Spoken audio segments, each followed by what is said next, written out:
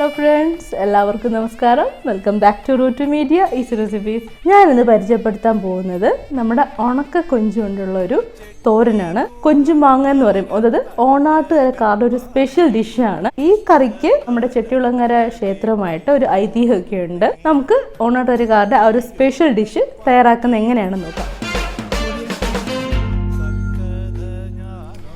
കൊഞ്ചും മാങ്ങ തയ്യാറാക്കാൻ ഏകദേശം ഒരു 50 ഗ്രാം ഉണക്കക്കൊഞ്ച് എടുത്തിട്ടുണ്ട്. അതിൻ്റെ തലയൊക്കെ കളഞ്ഞ് 30 മിനിറ്റോളം ഞാനിത് വെള്ളത്തിൽ കുതിർത്ത് വെച്ച് നന്നായിട്ട് കഴുകി വെള്ളമൊക്കെ വാർന്ന് എടുത്ത് വെച്ചിട്ടുണ്ട്. ഇനി നമുക്ക് വേണ്ടത് ഒരു ചെറിയ ബൗള് പച്ചമാങ്ങ, ഒരു ചെറിയ ബൗള് തേങ്ങ.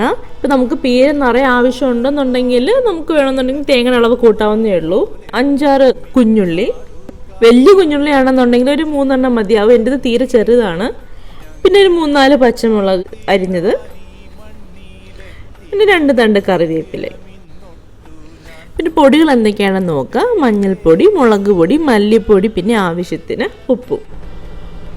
നമുക്ക് പീര തയ്യാറാക്കാം ആദ്യമേ. അതിനായിട്ട് നമുക്ക് തേങ്ങയും ചുമന്നുള്ളിയും, 1 ടീസ്പൂൺ മഞ്ഞൾപ്പൊടി, ഒരു 3 ടീസ്പൂണ് മുളക് പൊടി, 1 ടീസ്പൂണ് മല്ലിപ്പൊടി, ഇതെല്ലാം കൂടെ നമുക്ക് നന്നായിട്ട് ചതച്ചെടുക്കാം.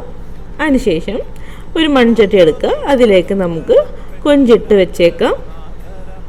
എന്നിട്ട് ഇതിലേക്ക് നമ്മൾ അരച്ച് വെച്ച് പീര ഇട്ട് കൊടുക്കുക.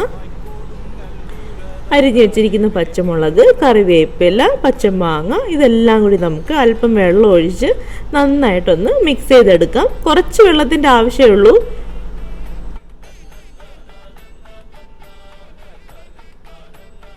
നമുക്ക് നന്നായിട്ട് കൈ കൊണ്ടോ സ്പൂൺ കൊണ്ടോ നമുക്ക് നന്നായിട്ടെല്ലാം ഒന്ന് മിക്സ് ചെയ്തെടുക്കാം.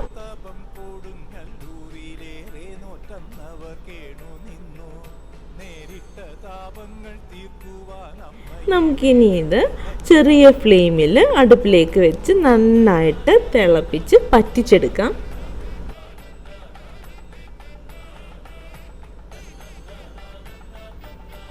എന്നിട്ട് അടച്ച് വെച്ച് നമുക്ക് വേവിക്കാം. നന്നായിട്ട് തിളച്ചിട്ടുണ്ട്. നമുക്കിനി ഇതിലേക്ക് ആവശ്യത്തിന് ഉപ്പ് ചേർക്കണം. കൊഞ്ച് നമ്മൾ നന്നായിട്ട് വെള്ളത്തിലിട്ട് കഴുകി എടുത്തുകൊണ്ട് ഉപ്പ് രസമൊക്കെ പോകാൻ സാധ്യതയുണ്ട്. അപ്പോൾ നമ്മൾ തിളച്ചിട്ട് അതനുസരിച്ച് ടേസ്റ്റ് നോക്കിയിട്ട് ഉപ്പ് ചേർത്ത് കൊടുക്കാവുന്നതേ ഉള്ളൂ ആവശ്യത്തിന്.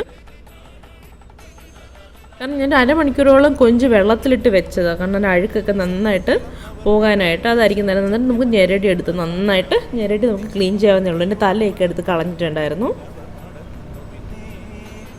പിന്നെ നമ്മൾ പുളിയും കൂടെ നോക്കണം കേട്ടോ.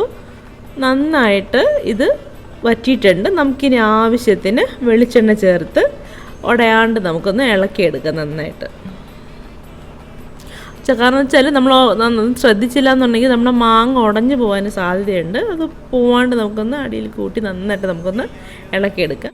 നന്നായിട്ട് പറ്റിയിട്ടുണ്ട്. അങ്ങനെ നമ്മുടെ കൊഞ്ചും മാങ്ങ റെഡി ആയിട്ടുണ്ട്. നമുക്കിനി ഒരു പാത്രത്തിലേക്ക് മാറ്റാം.